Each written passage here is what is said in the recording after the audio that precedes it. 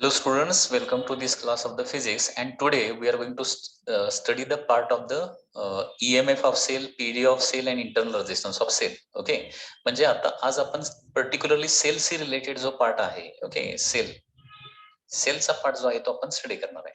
Okay, आता हा sale म्हणजे काय असतं? सेल म्हणजे असतं सोर्स ऑफ एनर्जी किंवा सोर्स ऑफ EMF असं आपण म्हणू शकतो.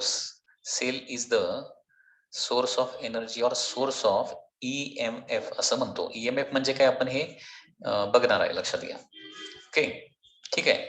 आता सेल मुळे काय होतो? इलेक्ट्रिक करंट प्रोड्यूस होतो. Due to cell electric current is produced in the circuit. म्हणजे कुठल्याही सर्किटमध्ये आपल्याला इलेक्ट्रिक करंट प्रोड्यूस करायचा असेल तर त्याच्यासाठी काय आहे? सेलची गरज असते. ओके, सेलला दुसरा वर्ड जो आहे त्याला काय म्हणतो आपण? बॅटरी असंही म्हणतो. ठीक आहे, किंवा त्याला सोर्स ऑफ EMF असं म्हणू शकतो. सेलचे बेसिकली दोन टाईप आहेत. एक आहे the primary cell, okay, second is the secondary cell. Primary cell and secondary cell असे दोन सेलचे टाईप असतात, लक्षात घ्या. ठीक आहे. आता याच्यामध्ये प्रायमरी सेल म्हणजे काय? The cell which can be used once only once and which can not be recharge again. जो सेल आपल्याला एकदाच फक्त वापरता येतो आणि त्याला पुन्हा रिचार्ज करता येत नाही. ओके, म्हणजे नॉन रिचार्जेबल सेल जे आहेत त्याला काय म्हणतो आपण? Primary cell. Okay, cell which can be used once only, okay, and cannot be recharged again. Once only and cannot be recharged again. Cannot be recharged again is called as primary cell. Is called as primary cell. ठीक आहे. Primary सेलचे example माहिती असतील तुम्हाला. Generally तुम्ही जे एखाद्या shop मधून जे सेल परचेस करताय, लक्षात घ्या. ठीक आहे, म्हणजे फॉर एक्झाम्पल निप्पोचे सेल किंवा एव्हरीडेचे सेल, जे सेल आहेत ते काय आहेत? प्रायमरी सेल आहेत. कारण एकदा वापरून आपण त्याचा कम्प्लीट एक्झॉस्ट झालं की काय करतो आपण? टॉय मध्ये असणारे सेल्स ते काय करतो आपण? फेकून देतो, लक्षात घ्या. Okay, so this are the primary cell. आणि second is the secondary cell. Secondary cell. आता सेकंडरी सेल म्हणजे काय? The cell which can be recharged again and again and reused again and again. Okay, cell which can be recharged and used again and again, okay, is called as secondary cell. Okay, so secondary cell चे example सांगा रे. Very good example कुठं आहे secondary सेलचं? तुमच्या मोबाईलची battery जी आहे ती primary sale येणार का सेकंडरी सेल येणार आहे? सेकंडरी सेल आहे, कारण ते आपण रियूज करतोय again and again. Okay, so मोबाईलची बॅटरी किंवा कारची बॅटरी जे मोस्टली ते कुठले असतात? मोबाईलची बॅटरी जी आहे लिथियम आयन बॅटरी असते, लक्षात घ्या. Lithium ion battery. ठीक आहे, so it is a secondary cell. ठीक आहे. आता सेलशी रिलेटेड एक इम्पॉर्टंट टर्म आहे, that is internal resistance of the cell. म्हणजे काय? Internal resistance of cell. Internal resistance of सेलची कन्सेप्ट आपल्याला बघायची आता. Internal resistance of cell. Okay, internal resistance of cell. आता ही इंटरनल रेझिस्टन्स ऑफ सेलची कन्सेप्ट कशी आहे बघा. Suppose here there is a battery like this.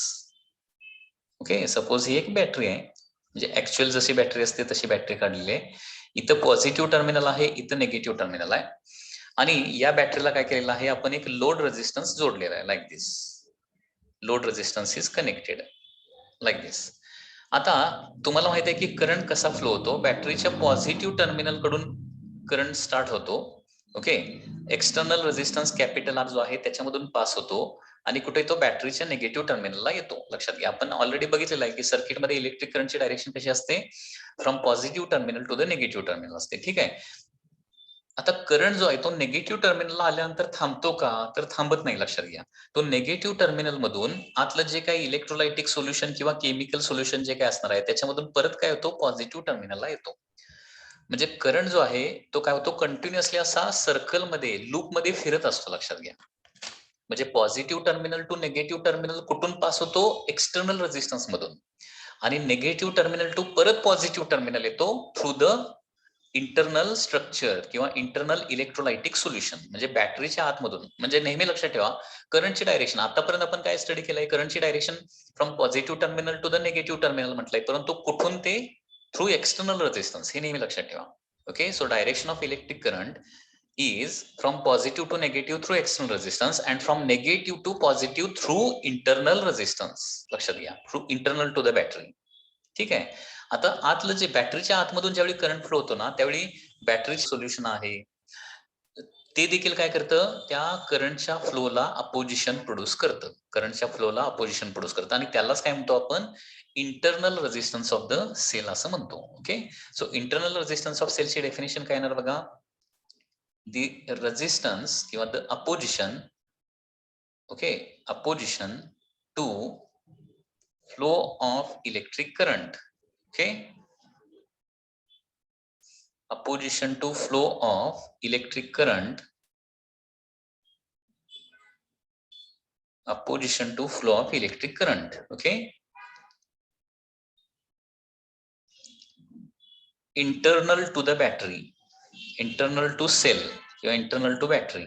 Okay, is called as काय, internal resistance, internal resistance of cell. लक्षात येत आहे. Opposition to flow of electric current, opposition to flow of electric current internal to cell is called as internal resistance of the cell. आणि हा internal resistance जो आहे तो आपण काय करतो, नेहमी स्मॉल आर या लेटरनं डिनोट करतो. Internal resistance is always denoted by letter small R. Very simple concept आहे. ओके, आणि इंटरनल रेजिस्टन्स कशामुळे क्रिएट होतो, due to the internal resistance is produced by the chemical which is present or electrolytic solution which is present inside the battery. लक्षात घ्या, internal resistance is produced due to, internal resistance is produced due to electrolyte or chemical solution present inside cell, inside the cell. ठीक आहे. हा, internal रेजिस्टन्सची concept झाल्यानंतर next concept आहे that is the EMF of cell. EMF ची concept आपल्याला आता बघायची आहे. ईएमएफ ऑफ सेलची कन्सेप्ट, ईएमएफ ऑफ सेलची कन्सेप्ट. तर ही कन्सेप्ट कशी येणार बघा, ईएमएफचा लॉंग फॉर्म आहे that is electromotive force. Okay, ईएमएफचा लॉंग फॉर्म जो आहे that is the electromotive force आहे. लक्षात घ्या, ईएमएफ त्याला असं आपण म्हणतो. ठीक आहे. आता याच्या वर्ड मध्ये जरी फोर्स हा वर्ड असला तरी ऍक्च्युली हा फोर्स नाहीये. तर लक्षात घ्या, हा एक प्रकारचा काय आहे, इलेक्ट्रिक पोटेन्शियल आहे किंवा पोटेन्शियल डिफरन्स आहे. ओके, तर याच्यामध्ये फोर्स वर्ड आहे म्हणून त्याच्यामध्ये कन्फ्युजन करू नका. आणि फोर्स वर्ड का आलाय लक्षात घ्या, कारण हा ईएमएफ ऑफ सेल जो आहे तो काय करतोय, इलेक्ट्रॉनला मूव्ह करतोय. ओके, हा ईएमएफ ऑफ सेल जो आहे ना तो इलेक्ट्रॉनच्या मोशनला रिस्पॉन्सिबल आहे. कारण इलेक्ट्रिक करंट प्रोड्यूस व्हायला काय व्हायला पाहिजे, इलेक्ट्रॉन्स त्या सर्किटमध्ये फ्लो व्हायला पाहिजेत. आणि इलेक्ट्रॉन फ्लो कोण करतं, त्या सेलचा ईएमएफ. ओके, आणि म्हणून त्याला इलेक्ट्रोमोटिव्ह फोर्स असं म्हणलंय, परंतु ऍक्च्युअली फोर्स नाही येणार आहे. Okay, so it is the electric potential. आणि याचं डायमेन्शन त्याच्यानुसार तुम्ही मग डायमेन्शन किंवा युनिट जे आहे ते तुम्ही डिसाईड करू शकताय. लक्षात येत आहे. सो ईएमएफ ऑफ सेल म्हणजे काय असणार आहे, एक प्रकारचं इलेक्ट्रिक पोटेन्शियल असणार आहे. ओके, आणि त्याच्यामुळे याचं एसआय युनिट जे असणार आहे, ईएमएफचं एसआय युनिट जे पोटेन्शियलचं युनिट असणार आहे तेच ईएमएफचं युनिट असणार आहे.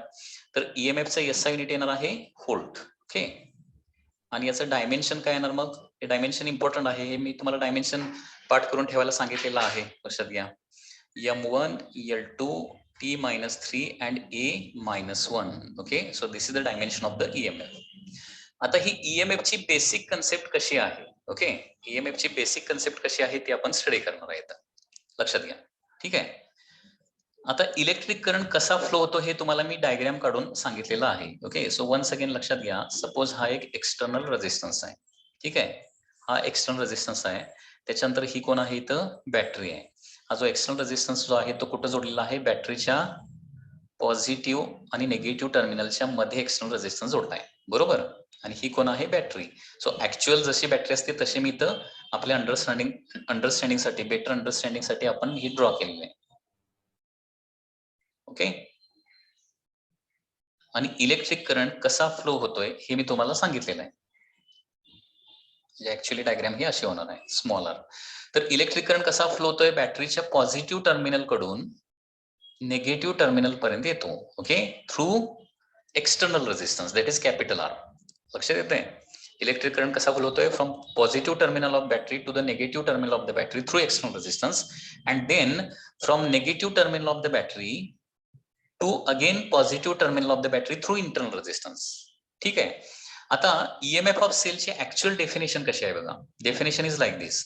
It is the energy supplied by cell. Definition बघा, मी इथे डेफिनेशन लिहितोय. Okay, energy supplied by cell. Okay, energy supplied bye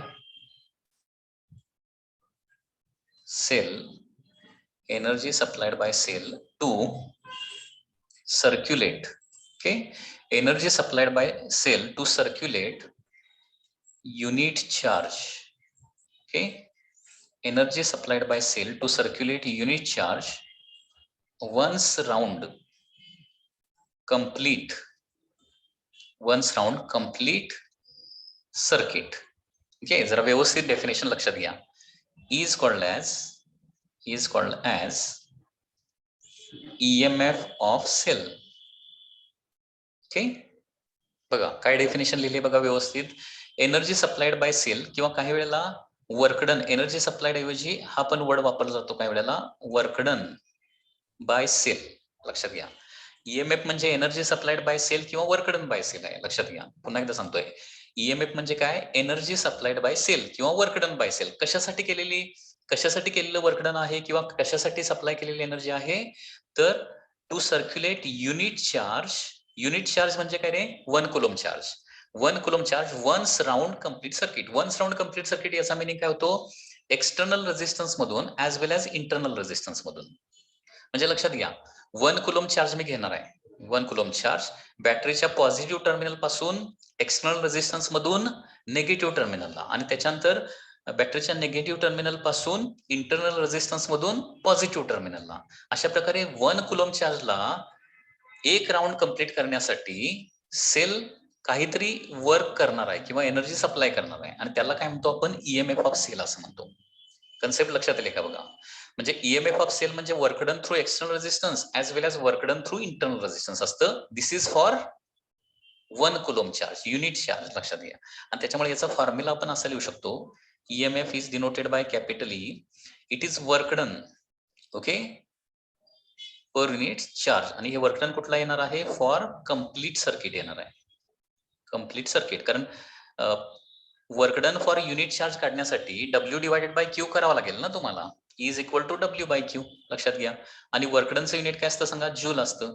चार्जचं unit काय असतं, कुलम असतं. आणि जूल पर कुलमलाच काय म्हणतोय आपण, व्होल्ट असं म्हणतोय. लक्षात घ्या, जूल पर कुलमलाच व्होल्ट म्हणतोय. आणि अशा प्रकारे ईएमएफचं युनिट काय येतं, व्होल्ट येतं. ओके, सो ईएमएफ म्हणजे work done through complete circuit, किंवा हे आपण असं पण लिहू शकतो, work done through external resistance plus work done through internal resistance divided by the charge. असं पण ईएमएफ ऑफ सेलची डेफिनेशन आपण तयार करू शकतो. तर ईएमएफ ऑफ सेलची कन्सेप्ट लक्षात आले का बघा. युनिट चार्जला, वन्स अगेन सांगतोय, युनिट चार्जला 1 कुलम चार्जला बॅटरीच्या पॉझिटिव्ह पासून निगेटिव्ह पर्यंत आणि निगेटिव्ह पासून परत पॉझिटिव्ह पर्यंत आणण्यासाठी जे वर्क डन होणार आहे किंवा जी एनर्जी सप्लाय होणार आहे त्याला आपण ईएमएफ ऑफ सेल असं म्हणतो. So once again definition is like this, energy supplied by cell to circulate unit charge, energy supplied by cell to circulate unit charge once round complete circuit. Unit charge साठी झालेलं work done आहे, त्याच्यामुळे फॉर्म्युल्यामध्ये आले EMF is equal to work done divided by charge आलेला आहे. कारण suppose Q एवढा चार्ज सर्क्युलेट करायला डब्ल्यू एवढं वर्क डन होत असेल, तर 1 कुलम चार्ज सर्क्युलेट करायला डब्ल्यू बाय क्यू एवढं वर्क डन होणार आहे. So W by Q. लक्षात येत आहे. So this is the concept of EMF. आता हा ईएमएफ चा फॉर्म्युला आपण असा देखील लिहू शकतो, EMF is equal to I into capital R plus I into small R. आता हा फॉर्म्युला कुठून आला? तर बघा, ईएमएफ म्हणजे काय असतं, work done through external resistance plus work done through internal resistance, बरोबर आहे ना, डिवायडेड बाय चार्ज. मग क्यू न आपण इथं सेपरेट अप्लाय केलं, वर्कडन एक्सटर्नल क्यू न डिवाइड केलं तर work done external divided by Q होणार, plus work done internal divided by काय असतं, क्यू असतं. आता तुम्ही इलेक्ट्रिक पोटेन्शियल या चॅप्टर मध्ये बघितलेलं असेल, इलेक्ट्रिक पोटेन्शियल या चॅप्टर मध्ये स्टडी केलाय का? तर वर्कडन डिवायडेड बाय चार्ज म्हणजे पोटेन्शियल डिफरन्स असतो. वर्कडन डिवायडेड बाय चार्ज म्हणजे काय असतं, पोटेन्शियल डिफरन्स असतं. ठीक आहे. आणि work done external divided by Q म्हणजे काय येणार आहे, कॅपिटल व्ही किंवा बाहेरचा पोटेन्शियल डिफरन्स. लक्षात घ्या, just a minute. W external divided by Q म्हणजे काय येणार आहे, बाहेरचा पोटेन्शियल डिफरन्स. बाहेरचा पोटेन्शियल डिफरन्स म्हणजे काय येणार आहे, समजा सर्किट मधला करंट आय असेल आणि एक्सटर्नल रेझिस्टन्स आर असेल, तर काय येणार आहे, बाहेरचं वर्कडन पर युनिट चार्ज म्हणजे काय येणार आहे, आय इंटू कॅपिटल आर येणार आहे. आणि आतलं वर्कडन पर युनिट चार्ज म्हणजे आतला पोटेन्शियल डिफरन्स, म्हणजे इथला करंट आय असेल आणि रेझिस्टन्स आर असेल तर काय होणार आहे, आय इंटू स्मॉल आर येणार. आणि त्याच्यामुळे ईएमएफ चा फॉर्म्युला काय येतो, I in bracket capital R plus small R येणार आहे. So this is the formula for the EMF. Okay. पुन्हा एकदा ही कन्सेप्ट लक्षात येते का? बघा, ही कन्सेप्ट खूप इम्पॉर्टंट आहे. ओके. हे बघा, एनर्जी और work done, energy supplied by cell और work done by cell to circulate unit charge once round complete circuit is called as EMF of cell. पूर्ण सर्किट मधून म्हणजे एक्सटर्नल ऍज वेल as internal resistance मधून 1 coulomb चार्जला circulate करण्यासाठी जे work done होतं, okay, जे work done होतं त्याला काय म्हणतो आपण, ईएमएफ ऑफ सेल असं म्हणतो. So EMF is equal to work done divided by charge, आणि हे वर्कडन म्हणजे कुठलं येणार आहे, work done through complete circuit divided by Q येणार आहे. आणि वर्कडन थ्रू कंप्लीट सर्किट म्हणजे W external plus W internal येणार. Work done through external plus work done through internal per unit charge म्हणजे डिवायडेड बाय क्यू. हेच मी असं लिहू शकतो, W external by Q plus W internal divided by Q येणार आहे, बरोबर ना. आता वर्कडन पर युनिट चार्ज हे तुम्ही इलेक्ट्रिक पोटेन्शियल या चॅप्टर मध्ये बघितलेलं असणार आहे की वर्कडन बाय चार्ज म्हणजे पोटेन्शियल डिफरन्स असतं, बरोबर आहे ना. वर्कडन बाय चार्ज म्हणजे पोटेन्शियल डिफरन्स असतो. हे इलेक्ट्रिक पोटेन्शियल या चॅप्टर मध्ये स्टडी केलेलं आहे तुम्ही. आणि पोटेन्शियल डिफरन्स म्हणजे बाहेरचा पोटेन्शियल डिफरन्स किती येणार, I into capital R. Potential difference म्हणजे करंट इंटू रेझिस्टन्स असतं, माहिती आहे ना. So W external by Q म्हणजे आय कॅपिटल आर लिहिणार, आणि डब्ल्यू इंटरनल बाय क्यू म्हणजे काय लिहिणार आहे, आय इंटू स्मॉल आर लिहिणार आहे. मग आय इथं कॉमन निघेल, ईएमएफ इज इक्वल टू काय येणार आहे, I in bracket capital R plus small R. तर हा ईएमएफ से रिलेटेड एक खूप इम्पॉर्टंट फॉर्म्युला आहे. ईएमएफ ऑफ सेल म्हणजे काय असतं, I into external resistance plus internal resistance. Okay. Next is potential difference of cell. Potential difference of cell हा पार्ट आता बघायचा आहे आपल्याला.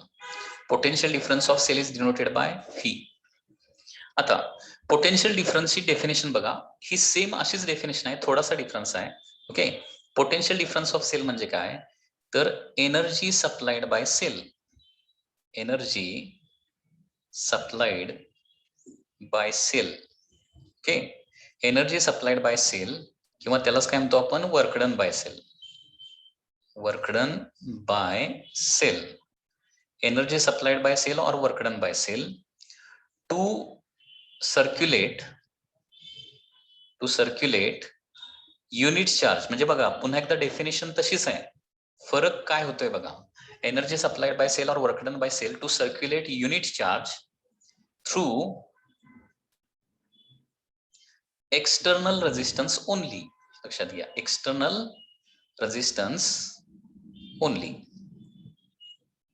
लक्षात येत आहे, is called as potential difference of cell किंवा पीडी ऑफ सेल असं म्हणायचं. पोटेन्शियल डिफरन्स ऑफ सेल किंवा त्याला काय म्हणणार आपण, पीडी ऑफ सेल असं म्हणणार आहे. Okay. Energy supplied by cell or work done by cell to circulate unit charge through external resistance only is called as potential difference of cell किंवा PD of cell. ठीक आहे. म्हणजे हा जो formula येणार ना, फक्त म्हणजे ईएमएफ ऑफ सेल आणि पीडी ऑफ सेल मधला बेसिक डिफरन्स लक्षात आला का बघा. ईएमएफ ऑफ सेल म्हणजे external as well as internal resistance दोघांच्या मधलं वर्क डन आहे पर युनिट चार्ज. आणि पोटेन्शियल डिफरन्स म्हणजे काय आहे, ते देखील वर्क डन आहे फक्त थ्रू एक्सटर्नल रेजिस्टन्स मधलं. ओके, हा त्या दोघांच्या मध्ये बेसिक डिफरन्स आहे. ठीक आहे. सो इथं फॉर्म्युला त्याच्यामुळे काय होणार बघा, potential difference phi is equal to work done per unit charge येणार आहे. परंतु हे वर्क डन कुठला असणार आहे, थ्रू एक्सटर्नल रेजिस्टन्स येणार आहे फक्त. Work done through external resistance. आता पुन्हा एकदा इलेक्ट्रिक पोटेन्शियलचा part. Work done per unit charge म्हणजे काय असतं, पोटेन्शियल डिफरन्स. आणि कुठलं पोटेन्शियल डिफरन्स, फक्त एक्सटर्नल रेजिस्टन्सचा पोटेन्शियल डिफरन्स. एक्सटर्नल रेजिस्टन्सचा फक्त पोटेन्शियल डिफरन्स. मग एक्सटर्नल रेजिस्टन्सचा पोटेन्शियल डिफरन्स काय येणार सांगा की, phi is equal to I into capital R. म्हणजे पोटेन्शियल डिफरन्स ऑफ सेलचा फॉर्म्युला फक्त काय येतो, आय इंटू कॅपिटल आर येतो. So phi is equal to I into capital R. म्हणजे पुन्हा एकदा बघा, हे दोन्ही फॉर्म्युले इम्पॉर्टंट आहेत. ओके, तर ईएमएफ ऑफ सेलचा फॉर्म्युला असतो I in bracket capital R plus small R. आणि पोटेन्शियल डिफरन्सचा फॉर्म्युला असतो I into capital R. I into capital R. ईएमएफचा फॉर्म्युला काय, I in bracket capital R plus small R, दोन्ही येतं. आणि फीचा फॉर्म्युला फक्त आय इंटू आर असतं. याच्यावरून मग मी हे ईएमएफचं इक्वेशन असं पण लिहू शकतो, ई इज इक्वल टू, बघा हे काय आहे, I capital R plus I small R आहे ना. त्याच्यामुळे आय आरच्या ठिकाणी जर फी प्लेस केलं तर काय होणार आहे, फी प्लस आय आर असं पण इक्वेशन येणार आहे. Okay, EMF is equal to काय येणार आहे, potential difference plus I R येणार आहे. बरोबर students, E is equal to phi plus I R येणार आहे.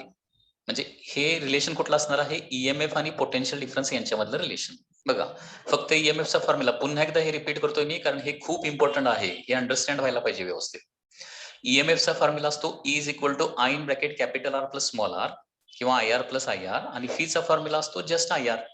ओके, अँड देअरफॉर ईएमएफ आणि पीडी मधलं रिलेशन काय येणार आहे, EMF of cell and PD of cell मधलं E is equal to phi plus I R. Okay, म्हणजे हे सगळे नंबर ऑफ फॉर्म्युले जे आहेत ते सगळे फॉर्म्युले तुम्हाला माहिती पाहिजेत. किंवा याच्यावरूनच, या फर्स्ट फॉर्म्युल्यावरून करंटचा फॉर्म्युला काय येणार आहे, current is equal to current through the circuit, म्हणजे सर्किट मधला current. I is equal to काय येणार, EMF divided by total resistance, that is E divided by काय येणार आहे, capital R plus small R. बघा, so this is the first formula EMF, this is the second formula, third formula E is equal to phi plus IR, and fourth formula काय आहे, that is I is equal to E divided by capital R plus small r. हे सगळे फॉर्म्युले तुम्हाला व्यवस्थित understand पण झाले पाहिजेत आणि हे फॉर्म्युले पाठ देखील व्यवस्थित झाले पाहिजेत. ओके, पुन्हा एकदा हे फॉर्म्युले बघा जे आता आपण स्टडी केलेले आहेत. ईएमएफचा फॉर्म्युला आहे E is equal to I in bracket capital R plus small R. This is the first formula. याच्यावरूनच करंट थ्रू द सर्किटचा फॉर्म्युला येणार आहे EMF divided by external resistance plus internal resistance, म्हणजे total resistance. Total current म्हणजे काय असतं, total EMF divided by total resistance. त्याच्यानंतर potential डिफरन्सचा फॉर्म्युला काय येतो, phi is equal to I into capital R येतं. आणि ईएमएफ आणि पीडी या दोघांच्या मधलं रिलेशन काय येणार आहे, phi is equal to phi plus I into small R असणार आहे. Okay, is equal to phi plus I into small r. Okay.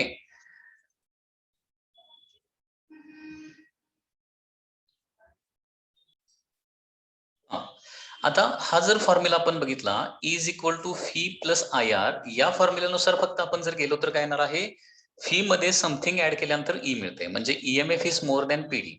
पण हे नेहमीच असं असेल असं नाहीये, लक्षात घ्या. याच्यामध्ये नंबर ऑफ केसेस आहेत आणि या नंबर ऑफ केसेस कशा येणार बघा. तर याच्यामध्ये केस वन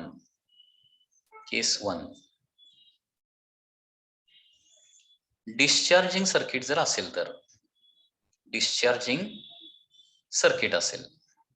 ओके, डिस्चार्जिंग सर्किट. आता हे डिस्चार्जिंग सर्किट म्हणजे काय, तर करंट जो आहे तो बॅटरीच्या पॉझिटिव्ह कडून, म्हणजे आता फॉर एक्झाम्पल ही बॅटरी आहे, हा त्याचा इंटरनल रेजिस्टन्स स्मॉल आर आहे आणि हा काय आहे इथं एक्सटर्नल रेजिस्टन्स आहे, दॅट इज कॅपिटल आर. आणि या सर्किटमध्ये करंट जर काय होत असेल, बॅटरीच्या पॉझिटिव्ह कडून निगेटिव्हला जात असेल करंट, लक्षात घ्या, तर याला म्हणायचं डिस्चार्जिंग सर्किट. करंट कसा फ्लो व्हायला पाहिजे, बॅटरीच्या पॉझिटिव्ह कडून बॅटरीच्या निगेटिव्हला करंट फ्लो व्हायला पाहिजे. तर याला आपण डिस्चार्जिंग सर्किट असं म्हणतो. आणि डिस्चार्जिंग सर्किटमध्ये ओके, करंट जो आहे तो काय करतोय आपण, पॉझिटिव्ह घेतोय. I is positive. Okay, so current is positive in discharging circuit. आणि करंट जर पॉझिटिव्ह झाला तर हे रिलेशन ऍज इट इजच येणार आहे. E is equal to phi plus I into small r. Okay, आणि या केसमध्ये फी मध्ये समथिंग ऍड केल्यानंतर तुम्हाला ई मिळणार आहे. आणि देअरफॉर काय होणार आहे इथं, EMF is more than potential difference of the cell असणार आहे. Okay, so EMF is more than PD कधी येत आहे, करंट पॉझिटिव्ह असेल तर. करंट पॉझिटिव्ह असेल तर म्हणजे डिस्चार्जिंग सर्किट असेल तर. डिस्चार्जिंग सर्किट असेल तर म्हणजे करंट बॅटरीच्या पॉझिटिव्ह टर्मिनल कडून निगेटिव्ह टर्मिनलला करंट जर जात असेल तर, पॉझिटिव्ह टू निगेटिव्ह असा करंट जात असेल तर. Okay, so this is the case 1. Okay, case 2. आता न्यूमेरिकल सॉल्व्ह करत असताना हे तुम्हाला आयडेंटिफाय करावं लागणार आहे की त्या एखाद्या सेलचं चार्जिंग व्हावं लागलंय का डिस्चार्जिंग व्हावं लागलंय. आणि ते ऍक्च्युअली प्रॉब्लेम आल्यानंतर तुम्हाला लक्षात येईल कसं आयडेंटिफाय करायचं. ठीक आहे, आता नेक्स्ट आहे चार्जिंग सर्किट असेल सपोज, चार्जिंग सर्किट. ओके, आता हे चार्जिंग सर्किट म्हणजे काय लक्षात घ्या. सपोज पुन्हा एकदा हे सेल आहे. ओके, त्याच्यानंतर हा त्याचा internal resistance that is small R. Okay, आणि याच्यानंतर काय आहे, external resistance that is capital R. ठीक आहे, आता काही वेळेला असं होतंय की बॅटरीचं पॉझिटिव्ह टर्मिनल लेफ्टला आहे, निगेटिव्ह टर्मिनल राईटला आहे. म्हणजे या डायग्राम नुसार बघा, करंट कसा फ्लो व्हायला पाहिजे, anti clockwise direction current flow व्हायला पाहिजे. परंतु काही सिच्युएशन अशा क्रिएट होतात की ज्याच्यामुळे काय होणार आहे, करंट जो आहे तो उलटा फ्लो होतोय. म्हणजे करंट सपोज असा फ्लो होत असेल, बॅटरीच्या निगेटिव्ह कडून पॉझिटिव्हला करंट जर जात असेल. ओके, म्हणजे हे जनरली असं कधी होतंय, एका सर्किटमध्ये 2 बॅटरी असेल, एका सर्किटमध्ये 2 बॅटरीज असतील, तर त्याच्यामध्ये काय होतं, स्ट्रॉंगर बॅटरी जी आहे ती positive to negative current send करते. आणि त्याच्यामुळे विकर बॅटरी मधून काय होतं, निगेटिव्ह म्हणजे त्याच्या मात्र काय होतं, सेलच्या अपोजिट डायरेक्शन करंट फ्लो होतो. हे ऍक्च्युली 2 किंवा जास्त सेलच्या डायग्राम पुढे आल्यानंतर तुम्हाला लक्षात येईल. आता तर एवढंच लक्षात ठेवा की सपोज सेलच्या अपोजिट डायरेक्शन जर करंट फ्लो होत असेल तर इथं काय घेणार आहे, करंट आपण निगेटिव्ह घेणार. ते पुढे सर्किट आल्यानंतर ते तुम्हाला लक्षात येईल. आता हे या सर्किटमध्ये तुम्हाला लक्षात येणार नाही. ठीक आहे, तर बघा केस 2 आपण कुठली बघायला लागलोय, चार्जिंग सर्किटची केस बघायला लागलोय. चार्जिंग सर्किट म्हणजे काय, बॅटरीच्या अपोजिट डायरेक्शन करंट फ्लो होतो. म्हणजे करंटची डायरेक्शन सर्किटमध्ये कशी असते, पॉझिटिव्ह टू निगेटिव्ह असते. ओके, तशी डायरेक्शन न राहता काय होते, निगेटिव्ह टू पॉझिटिव्ह अशी उलटी डायरेक्शन जर करंटची त्या सर्किटमध्ये आली तर करंट आपण निगेटिव्ह येणार. आणि करंट जर निगेटिव्ह आला तर मग हे इक्वेशन काय होणार बघा, E is equal to phi minus I R लिहावं लागेल. आणि E is equal to phi minus I R लिहिलं तर मग काय होणार, याच्यामध्ये फी मधून समथिंग मायनस केल्यावर आपल्याला EMF मिळणार आहे. म्हणजे याच्यामध्ये मोर कोण असणार आहे, सो देअरफॉर हिअर EMF हा लेस असणार आहे आणि PD हा काय असणार आहे, मोर असणार आहे. एक साधं सोपं एक्झाम्पल देता येईल तुम्हाला. तुमच्या मोबाईलमध्ये चार्जिंग डिस्चार्जिंग कंटिन्युअसली चालू असते. ओके, आणि तुमच्या मोबाईलमध्ये देखील काय होणार आहे, तुमच्या मोबाईल मधली जी सेल आहे त्याच्यामध्ये काय होत असते, काही टाइम मध्ये EMF is more than PD असणार आणि काही टाइम मध्ये PD is more than EMF असणार आहे. हे तुम्ही सांगू शकताय. ज्यावेळी तुमचा मोबाईल ज्यावेळी चार्जिंगला लावलेला नसेल आणि ज्यावेळी तुम्ही तो मोबाईल यूज करत असणार आहे त्यावेळी काय होत असणार आहे, त्या सेलचं डिस्चार्जिंग चालू असणार आहे. आणि त्यावेळी काय होत असणार आहे, तुमच्या मोबाईलच्या बॅटरी मधला EMF जास्त असणार आहे आणि त्या सेलचा PD काय असणार आहे, कमी असणार आहे. ठीक आहे, आणि ज्यावेळी दिवसभर वापरून तो मोबाईल तुम्ही ज्यावेळी चार्जिंगला लावताय त्यावेळी काय होणार आहे, EMF कमी असणार आहे आणि त्यावेळी काय असणार आहे, PD जास्त असणार आहे. लक्षात येत आहे, म्हणजे तुमच्याकडे जो मोबाईल आहे तिथंच ही ऍक्च्युअली केस घडते, लक्षात घ्या. ओके, सो तुमच्या मोबाईलच्या बाबतीत EMF मोर अँड PD लेस हे कधी होणार आहे, ज्यावेळी तुम्ही मोबाईल यूज करताय त्यावेळी. ठीक आहे, आणि PD is more than EMF कधी असणार आहे, ज्यावेळी तुम्ही तो मोबाईल चार्जिंगला लावताय त्यावेळी. ठीक आहे, म्हणजे थोडक्यात एवढं लक्षात ठेवा, सेलच्या पॉझिटिव्ह टू निगेटिव्ह करंट जर पास होत असेल तर EMF is more than PD येतं. आणि सेलच्या निगेटिव्ह कडून पॉझिटिव्हला उलटा करंट जर फ्लो होत असेल तर काय होतं, EMF is less than PD येतं, म्हणजे PD मोर होणार आहे. ओके, हे ऍक्च्युअल आपण ज्यावेळी प्रॉब्लेम सॉल्व्ह करतोय त्यावेळी तुम्हाला लक्षात येईल, कारण याच्यानंतर प्रॉब्लेम ऑलरेडी आहेत तुम्हाला. ओके, त्याच्यानंतर केस 3. ओके, थर्ड केस कुठली येणार बघा, केस 3. केस 3 येणार आहे that is open circuit. Case 3 is the open circuit. Okay, आता ओपन सर्किट मध्ये काय होणार लक्षात घ्या. ओपन सर्किट म्हणजे काय असणार आहे, स्विच ओपन असणार आहे. Switch is open like this. Positive terminal, negative terminal, once again internal resistance, there is external resistance, आणि हा स्विच काय असेल, ओपन असेल. म्हणजे इथं कुठलंही पॉझिटिव्ह निगेटिव्ह मध्ये कनेक्शन जर नसेल तर. Okay, suppose circuit is like this, त्याला काय म्हणणार आपण, ओपन सर्किट असं म्हणणार. ओपन सर्किट म्हणजे काय, त्या सर्किटमध्ये करंट फ्लो होत नाही. ओके, करंट फ्लो होत नाही, त्याच्यामुळे ओपन सर्किट म्हणजे करंट झिरो घेणार आहे. आता बघा या इक्वेशन मध्ये E is equal to V plus I R हे जे इक्वेशन आहे, या इक्वेशन मध्ये करंट जर आपण झिरो केला तर काय होईल, करंट झिरो केला तर काय होणार, आय इंटू स्मॉल आर ही टर्म निघून जाणार आहे, त्याच्यामुळे E इज इक्वल टू काय येणार आहे, फी होणार. म्हणजे EMF is equal to PD. म्हणजे लक्षात येते काय बघा, कधी ईएमएफ मोर दॅन पीडी असतं, कधी पीडी मोर दॅन ईएमएफ असतं, तर कधी EMF is equal to PD असतं. या कन्सेप्ट व्यवस्थित लक्षात आल्या पाहिजेत. म्हणजे पुन्हा एकदा तुमच्या मोबाईलच्या बाबतीत कसं होणार, ज्यावेळी तुम्ही मोबाईल चार्जिंगला लावताय त्यावेळी जास्त कोण असणार, पीडी. ठीक आहे, ज्यावेळी तुम्ही मोबाईल यूज करताय त्यावेळी जास्त कोण असणार आहे, ईएमएफ. आणि ज्यावेळी मोबाईल स्विच ऑफ तुम्ही करून ठेवताय, म्हणजे सर्किटमध्ये करंटच फ्लो होत नाही, त्यावेळी सेलचा ईएमएफ आणि सेलचा पीडी हे दोन्ही सेम असणार आहे. लक्षात घ्या. आणखी एक येते फोर्थ केस याच्यामध्ये देखील आहे. ओके, केस 4.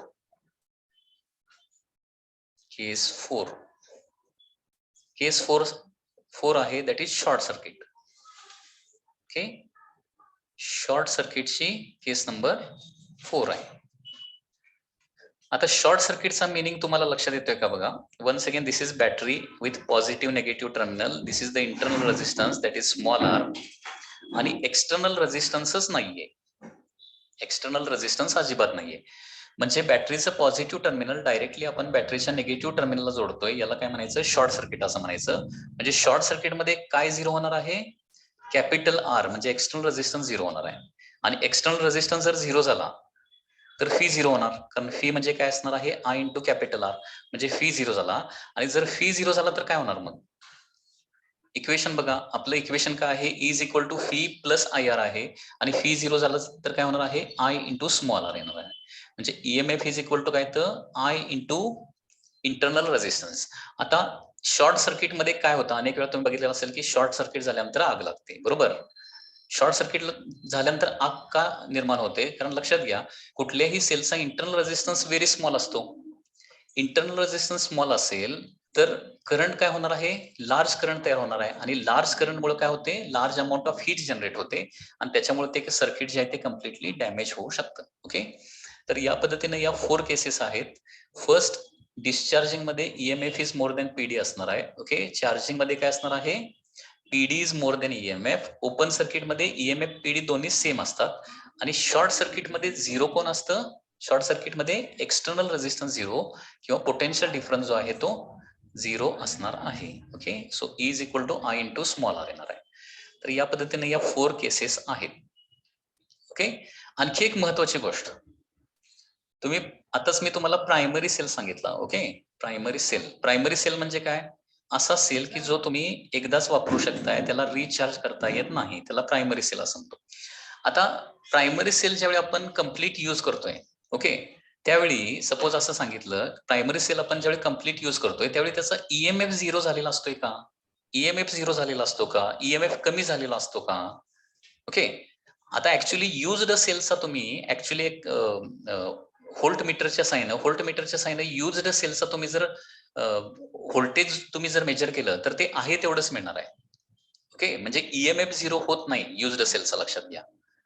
मग ईएमएफ झिरो झालेला नसताना देखील आपण तो प्रायमरी सेल का यूज करू शकत नाही, तर प्रायमरी सेल कम्प्लिटली एक्झॉस्ट होतं. म्हणजे नेमकं काय होतं, ईएमएफ झिरो होत नाही तर त्याचा इंटरनल रेजिस्टन्स, आतलं इलेक्ट्रोलायटिक सोल्युशन किंवा केमिकल सोल्युशनमुळे त्याचा इंटरनल रेजिस्टन्स व्हेरी लार्ज झालेला असतो, आणि इंटरनल रेजिस्टन्स एवढा वाढतो की एक्सटर्नल रेजिस्टन्सला व्होल्टेज मिळतच नाही. कारण लक्षात घ्या, बॅटरीचं जे टोटल व्होल्टेज आहे, बॅटरीचं टोटल व्होल्टेज म्हणजे त्याचा ईएमएफ.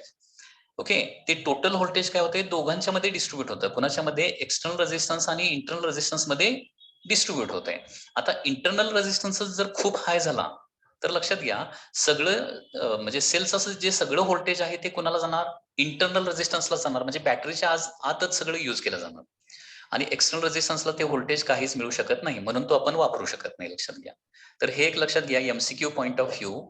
एखादा सेल एक्झॉस्ट होतो, ओके, युजलेस होतो, म्हणजे त्याच्यामध्ये ईएमएफ 0 होतो असं नाही, म्हणजे तो ऑप्शन करेक्ट येणार नाही. ओके, करेक्ट ऑप्शन काय येणार आहे? When a cell is exhausted, it means that internal resistance become very large, so that we can't get external potential difference. Okay, हे त्याचं करेक्ट आन्सर आहे. So this is one example related to this concept. A reading of a high resistance voltmeter when cell is connected across it is 3 volt. Okay, आता high resistance व्होल्टमीटरनं दाखवलेलं reading जे आहे ते काय असतं? ईएमएफ असतं. लक्षात घ्या, हे नेहमी लक्षात ठेवा. हाय रेझिस्टन्स व्होल्टमीटरचं रिडिंग, हाय रेझिस्टन्स म्हणजे याला काय कन्सिडर करायचं आहे तुम्हाला? ईएमएफ कन्सिडर करायचं आहे. Is always equal to EMF असणार आहे. High resistance voltmeter reading is always equal to EMF. तर हे हाय रेझिस्टन्स व्होल्टमीटर रिडिंग किती आहे? 3 व्होल्ट आहे. So therefore EMF is equal to काय येणार आहे? 3 व्होल्ट येणार आहे. When the terminals of cell are connected to a resistance of 4 ohm, म्हणजे एक्सटर्नल रेझिस्टन्स इथं काय घेणार आहे आपण? 4 ohm. Then the voltmeter reading drops to. आता एक्सटर्नल रेझिस्टन्सचं रिडिंग म्हणजे काय असणार आहे? Potential difference. ते दिले 1.2 व्होल्ट. लक्षात येते का बघा? म्हणजे एक्सटर्नल रेझिस्टन्स जोडल्यानंतर त्या एक्सटर्नल रेझिस्टन्सला रिडिंग किती दाखवलं जात आहे? 1.2 व्होल्ट, म्हणजे फी येणार 1.2 volt. Find the internal resistance, म्हणजे याच्यावरून आपल्याला स्मॉल आर कॅल्क्युलेट करायचा आहे. ओके, तर हा स्मॉल आर कसा कॅल्क्युलेट करणार? तर पहिली गोष्ट म्हणजे आपल्याकडे ईएमएफ आहे, व्होल्टेज आहे, म्हणजे पोटेन्शियल डिफरन्स आहे. ओके, इंटरनल रेझिस्टन्स काढण्यासाठी आय काढावं लागेल. आता फी आणि आर जर असेल तर phi is equal to I R असतं. याच्यावरून आपण करंट काढूया. फी इज इक्वल टू काय आहे? Current into resistance. So current किती येणार आहे? व्होल्टेज डिवायडेड बाय रेझिस्टन्स, म्हणजे potential difference divided by resistance येणार आहे. So 1.2 divided by 3 ampere is the current. आता करंट 0.3 एम्पियर आला, मग ईएमएफचं रिलेशन आपण वापरू शकतोय. Okay, so now EMF is equal to काय असणार आहे? Phi plus I into small R असणार आहे. ओके, सो ईएमएफ किती आहे? 3 व्होल्ट आहे. पोटेन्शियल डिफरन्स किती आहे? दॅट इज 1.2 प्लस आय किती आहे? 0.3 इंटू काय येणार आहे? स्मॉल आर येणार आहे. Okay, so therefore 3 minus 1.2, 3 minus 1.2 म्हणजे किती येणार आहे? 1.8 येणार, इज इक्वल टू 0.3 आर येणार आहे. So small R is equal to 1.8 divided by काय होणार? 0.3 होणार आहे. सो 18/3 म्हणजे काय येणार आहे? 6 ओहम. सो इंटरनल रेझिस्टन्स इथे येणार आहे. म्हणजे याच्यावरूनच काय करू शकतो आपण? ई फी आणि कॅपिटल आर आणि स्मॉल आर मधले एक रिलेशन देखील फाइंड आउट करू शकतो. एक रिलेशन. ओके, हे बघा, ई इज इक्वल टू काय असतं? फी प्लस आय आर असतं. ठीक आहे. आता या प्रॉब्लेम मध्ये ई फी आणि कॅपिटल आर आपल्याला दिलाय आणि स्मॉल आर काढायचा आहे. आय या क्वेश्चन मध्ये दिलेलं नाही, तर याच्यावरून एक डायरेक्ट फॉर्म्युला आपण तयार करू शकतो. आणि हा फॉर्म्युला कसा येणार बघा? E is equal to phi plus I म्हणजे काय असतं रे? To small R. ठीक आहे, आणि याच्यावरून आपल्याला काय काढायचं आहे? दॅट इज स्मॉल आरचा फॉर्म्युला काढायचा आहे. So E is equal to, okay, is equal to काय होणार बघा? याच्यामध्ये फी जर कॉमन काढलं तर 1 plus small R divided by capital R होणार आहे. किंवा जस्ट अ मिनिट. ओके, हे फी एलएचएस आणूया, म्हणजे काय होणार आहे? E minus phi is equal to काय येणार आहे? Phi divided by capital R into small R. मग स्मॉल आरचा फॉर्म्युला माहिती पाहिजे ना. So small R is equal to काय होणार बघा? E minus phi into capital R divided by phi. Okay,